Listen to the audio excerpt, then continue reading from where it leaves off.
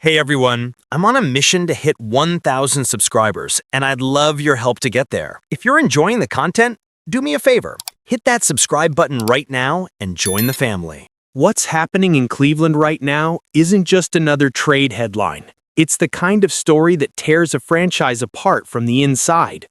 A $21 million bombshell has just exploded in the NFL, and at the center of it all is Shedeur Sanders, a young quarterback who might be about to walk away from one of the most chaotic organizations in professional football. The New Orleans Saints, desperate, calculated, and tired of their own quarterback carousel, have reportedly put together one of the most aggressive trade proposals the league has seen in years. Multiple insiders confirm it's real, a deal worth over $21 million, loaded with draft picks, escalators, and conditions that scream, "We want him now." And for the Browns, it's triggered absolute panic. The locker room is fractured, coaches are pointing fingers, and ownership is scrambling to figure out how they lost control this quickly. Inside team facilities, tensions are so high that even practice footage is being dissected by analysts. Every smirk and every sideline glance turned into breaking news. But what really pushed this situation into total meltdown wasn't a trade rumor, it was a single viral moment. A clip, just a few seconds long, where Shedeur Sanders appeared to call out his own teammate after another disastrous interception. That video detonated across the internet like wildfire, pulling the curtain back on the dysfunction the Browns have tried to hide for months. And now, the entire NFL is watching.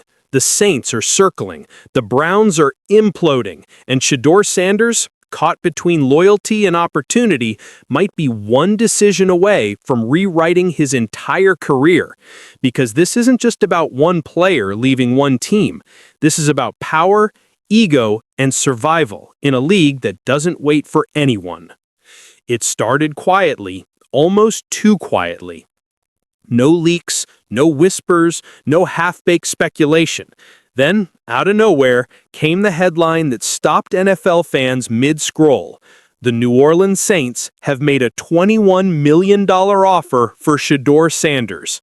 At first, people thought it was clickbait. A backup quarterback? $21 million? That kind of deal doesn't just raise eyebrows. It makes the entire league stop and ask, what do the Saints know that the rest of us don't? According to insiders, this wasn't some impulsive move. For weeks, the Saints front office had been quietly studying every snap, every throw, every sideline reaction Shedeur made in Cleveland. They saw a player buried under a broken system, a talent wasting away behind a starter who kept giving games away. And when the Browns hit their lowest point of the season, New Orleans made its move. The offer was massive. Multiple draft picks, conditional bonuses that could push the total value even higher, a full contract structure designed not just to buy a player, but to liberate one, the kind of offer you make when you see something everyone else has missed. But it wasn't just the size of the deal that shocked everyone, it was the timing. The Saints didn't wait until the offseason. They didn't test the waters. They hit Cleveland with the proposal right in the middle of their worst stretch of games, right when the franchise was hanging by a thread. It was a direct hit, and it landed perfectly. And inside the Browns organization, that's when the panic began. Sources say the phone lines lit up almost immediately, executives arguing over cap space, coaches clashing over loyalty, players whispering in the locker room about who really deserved to start. The mood? Utter chaos. Because this trade wasn't just about money, it was about exposure.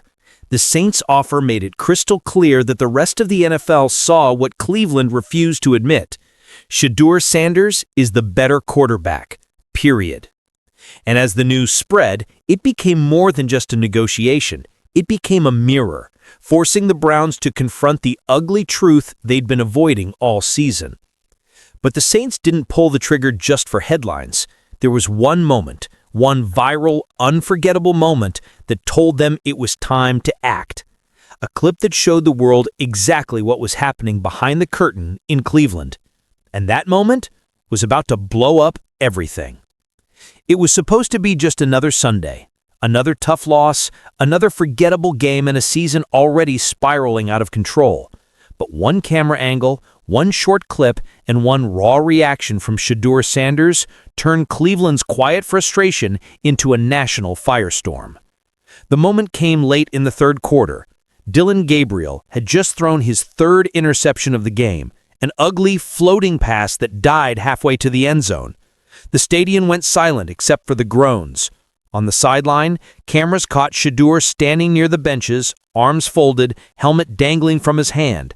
He glanced up at the scoreboard, exhaled slowly, then turned to a teammate and muttered, "I could have thrown that one left-handed." That was it. One line, 5 words. But within seconds, those 5 words detonated across the sports world. By the time the broadcast ended, the clip was already everywhere. Twitter lit up. TikTok flooded timelines with slowed-down replays and subtitles. Reddit threads exploded with frame-by-frame breakdowns, lip readers confirming every syllable. ESPN's producers clipped it before sunrise, and by the next morning, Stephen A. Smith was slamming his hand on the desk shouting, "That right there, that's a quarterback ready to take over." In an instant, a moment of frustration became a national statement. Some fans defended him, saying he wasn't being cocky, he was just done pretending that mediocrity was okay. Others accused him of disrespect, calling it arrogance, immaturity, ego. But whichever side you were on, one thing was certain. Cleveland's dirty laundry was now in public. Inside the Browns facility, that clip hit harder than any headline. Coaches were furious, players were split, and executives were scrambling to control the narrative. They tried to play it down, calling it a heat-of-the-moment comment. But no one was buying it. The look on Shedeur's face wasn't frustration. It was certainty. He knew he was better. He knew he was ready. And for the first time, the whole world saw it too. And here's the kicker. That clip didn't just embarrass the Browns. It empowered the Saints. Because when their front office saw it, they didn't see drama. They saw confidence. They saw leadership. They saw a player trapped on the wrong team sending a message he couldn't say out loud. That single viral moment changed everything. It flipped the narrative, ignited fan outrage, and forced every NFL talk show into chaos.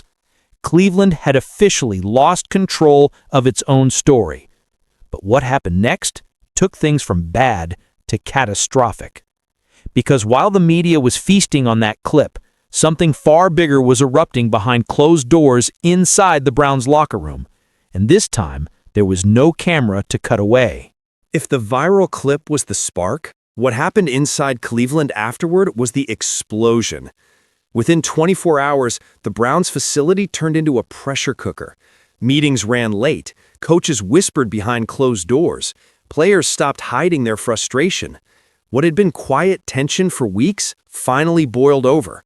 And suddenly, everyone was choosing sides. According to multiple team insiders, the locker room split almost overnight. One half stood firmly with Shedeur Sanders, players who'd watched him dominate in practice, hit every throw, command the huddle, and quietly wait for his shot while the team kept losing. The other half stuck defending Dillon Gabriel, the starter clinging to his job through loyalty and politics, not performance. It got ugly fast. Veteran players reportedly confronted assistant coaches, asking why the team kept pretending everything was fine. One source described the atmosphere as pure chaos. Another said, it felt like the walls were closing in. Nobody trusted anybody. Even worse, the coaching staff wasn't united either. Kevin Stefanski, the man at the center of it all, was refusing to budge. Despite the losses, despite the turnovers, despite the locker room rebellion, he kept starting Gabriel. Some assistants quietly backed him, saying consistency mattered, that you don't throw a rookie into a storm. But others weren't buying it. One offensive staffer allegedly said during a private meeting, "We're wasting a future star to protect a narrative." Another was blunter. "We're going to lose this locker room if we don't make a change now." And then came the real breaking point. Ownership got involved. Jimmy Haslam, known for his fiery temperament, was reportedly furious when news of the Saints' $21 million offer reached him. Not because the offer existed, but because it made Cleveland look weak. a team with no control, no vision, no direction. He demanded answers. Why was another franchise valuing his backup quarterback more than his own coaches did? Why were they even in this position to begin with? Those questions hit Stefanski like a hammer, because whichever way he answered, he was cornered. If he agreed that Shedeur deserved to start, he was admitting he'd been wrong all season. If he doubled down on Gabriel, he was gambling his job on a player the locker room had already given up on. And while the head coach fought to protect his reputation, players were done waiting. Reports say several offensive linemen, some of the most respected veterans on the roster, privately told team officials they were tired of blocking for a quarterback who couldn't finish drives. They weren't asking anymore, they were demanding change. By midweek, the Browns weren't just losing games, they were losing each other. The building that once echoed with team chants and practice drills now buzzed with rumors, leaks, and resentment. Even the smallest moments, a missed read, a late arrival, a sideline glance, became headline fuel. Cleveland wasn't just a football team anymore. It was a case study in dysfunction, a franchise imploding from the inside while the rest of the league watched in disbelief. And in the middle of that chaos stood Shedeur Sanders, silent, calm, and according to teammates, completely unfazed. Like he knew this was coming, like he'd been waiting for the storm to reach its peak before everything changed. Because just as Cleveland's internal meltdown hit its worst point, the Saints made their next move. And this time, it wasn't just a phone call. It was an all-in play that would shake the league. While Cleveland was unraveling, the Saints were plotting, quietly, patiently, like sharks circling blood in the water. For weeks, New Orleans had been watching everything unfold in Cleveland.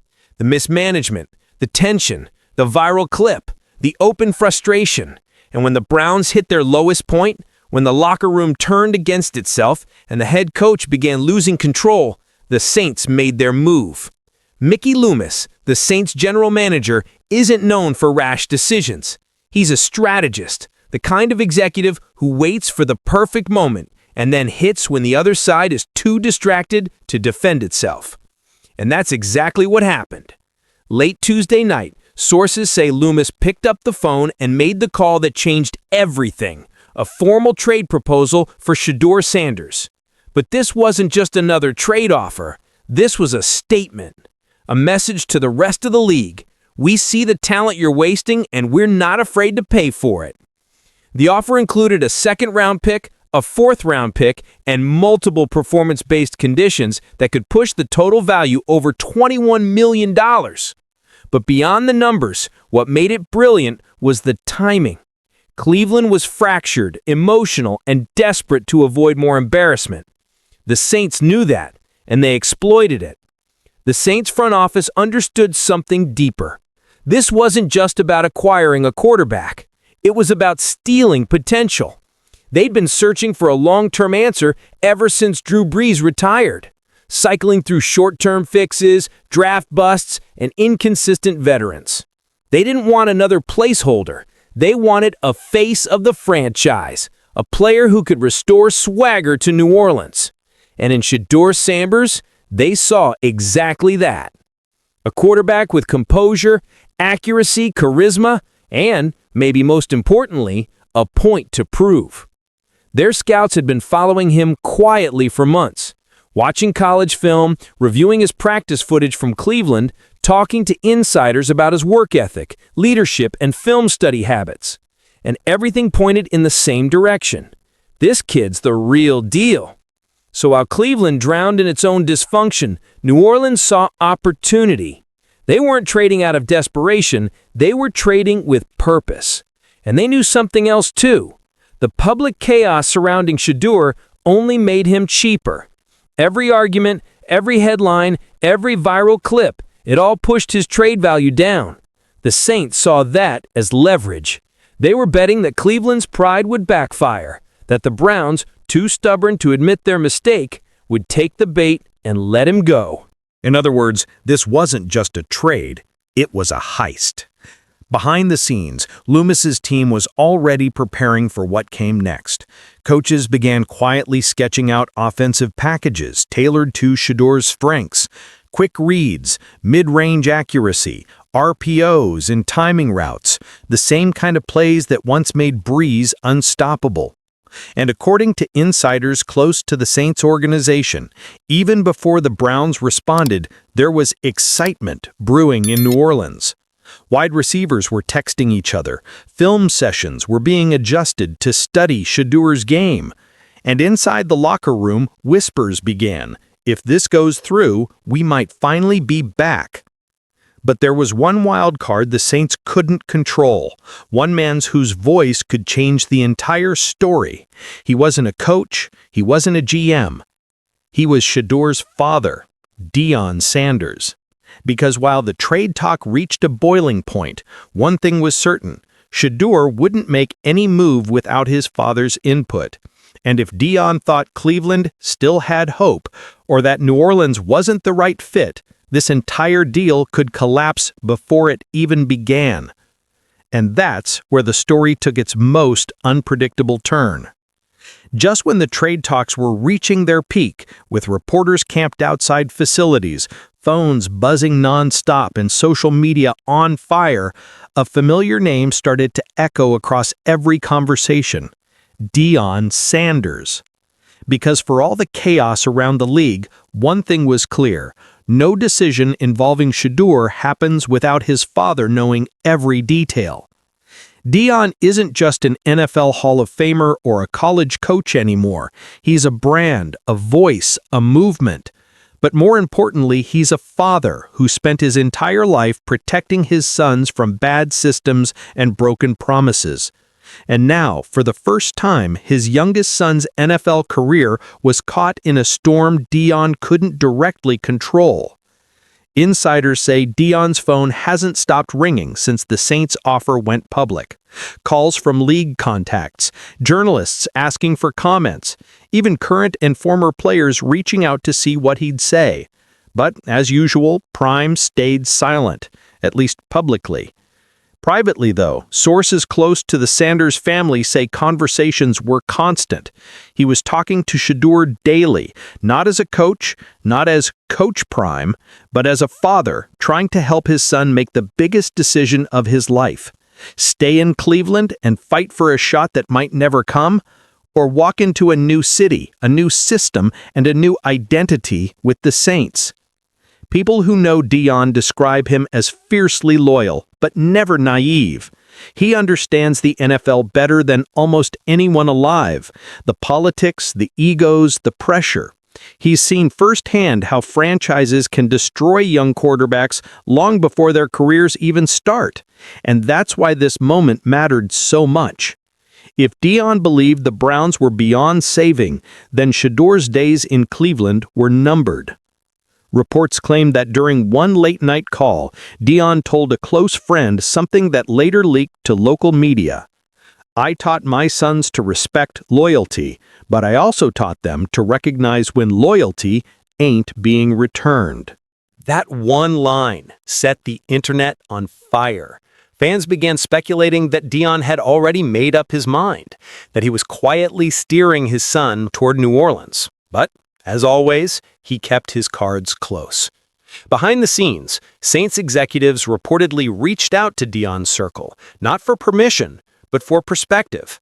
They wanted him to know they weren't just chasing headlines. They wanted him to believe New Orleans was serious about building something real around his son. And according to one insider, Deion listened. He liked the idea of his son playing for a franchise with legacy, a franchise that respected quarterbacks, a franchise that still carried echoes of Drew Brees and Sean Payton's precision offense. And, more than anything, he liked that it was away from Cleveland's dysfunction.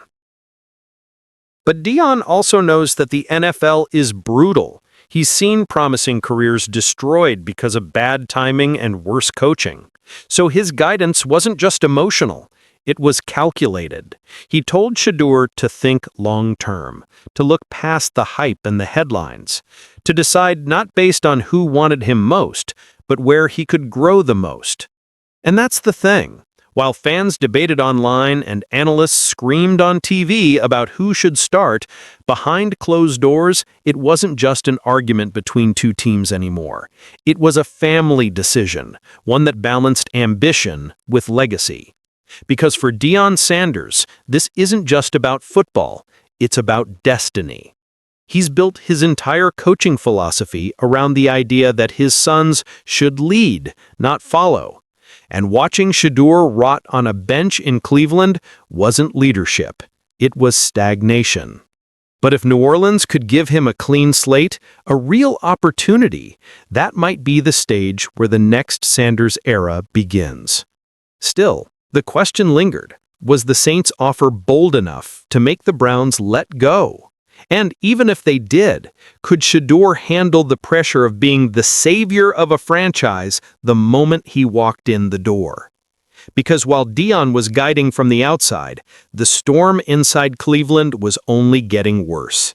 Players were pushing back harder, coaches were clashing louder, and ownership was now staring down an impossible decision, one that could define their entire future.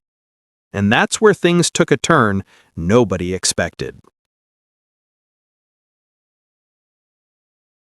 By now, what started as a simple trade rumor had spiraled into something far bigger, something that reached deep into the heart of the Cleveland Browns organization and exposed a truth the franchise could no longer hide. Because this wasn't just about Shedeur Sanders anymore. It was about the way Cleveland operates, the culture, the leadership, the dysfunction that has haunted this team for years.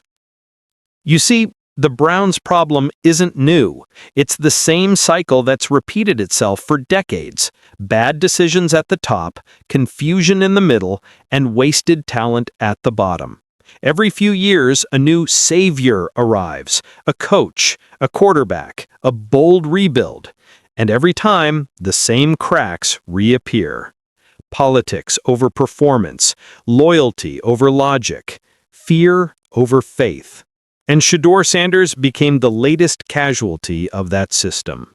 Inside the facility, players could feel it. They weren't just frustrated about losing, they were exhausted by the dysfunction. Reports from team insiders described the move as drained. Practices felt like going through the motions. The locker room energy, gone. One veteran reportedly said, "We've got the talent to win, but we don't have the leadership to believe." Meanwhile, coaches were caught in survival mode, too afraid to challenge the head coach, too focused on keeping their jobs to make real changes. And when leadership fear meets locker room frustration, that's when a franchise collapses. Even media insiders began calling it what it was, a team that had lost its soul. Stephen A. Smith tore into them on ESPN, shouting, "You can't build a winning culture if you're scared to admit you're wrong." Shannon Sharpe laughed on air, but his words cut deeper. Cleveland doesn't need a new quarterback. They need a new identity. And he wasn't wrong. Cleveland had reached a crossroads, not just in their quarterback room, but in their entire philosophy as a team. For years, they've tried to rebuild through hype, through big contracts and public promises. But now, all that glitter was gone. What remained was the raw, uncomfortable truth. The Browns weren't broken because of bad luck. They were broken because of bad culture. The Shedeur Sanders situation was just the mirror. It reflected everything the organization refused to fix. Communication failures, leadership gaps, ego-driven decisions.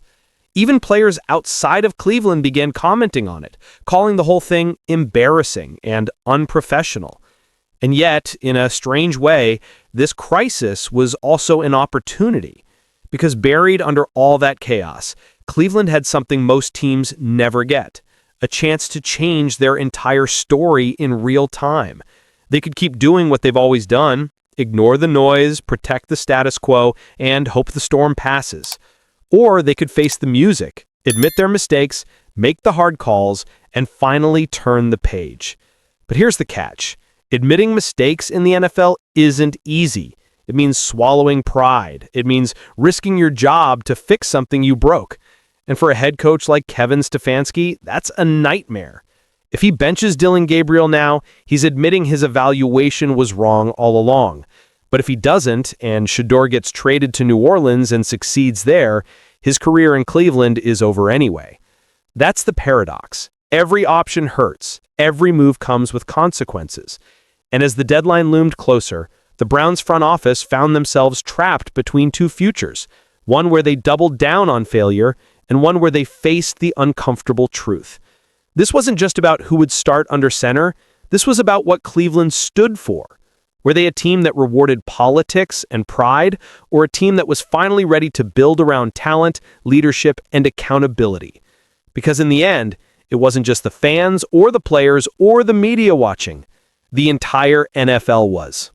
And that's when everything changed again. Because just as Cleveland's leadership tried to pull itself together, the trade clock started ticking down. The Saints were waiting, ready to pull the trigger.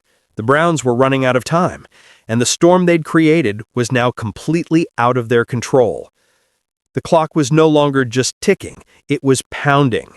Every hour, every rumor, every insider update added another layer of pressure to a franchise already cracking under its own weight. The trade deadline was closing in, and inside the Browns facility, panic had replaced patience. Phones were ringing non-stop, executives were pacing hallways, coaches were whispering behind closed doors while players tried to decode every small gesture from the front office. It felt less like a football team and more like a countdown to detonation. Reporters had set up camp outside the practice field, microphones ready for any hint of a decision. Social media was a war zone, half the fan base begging the Browns to keep Shedeur and finally start him, the other half pleading to trade him before he walked out for nothing. Every tweet from a verified insider sent shockwaves through the fan base. One post hinted that the Saints had sweetened their offer. Another claimed the Browns were split internally and still couldn't reach an agreement. Inside the locker room, frustration boiled into silence. Players who had once joked through losses now sat quietly in their stalls, waiting to find out who would still be their teammate by morning. Some wanted answers, others just wanted peace.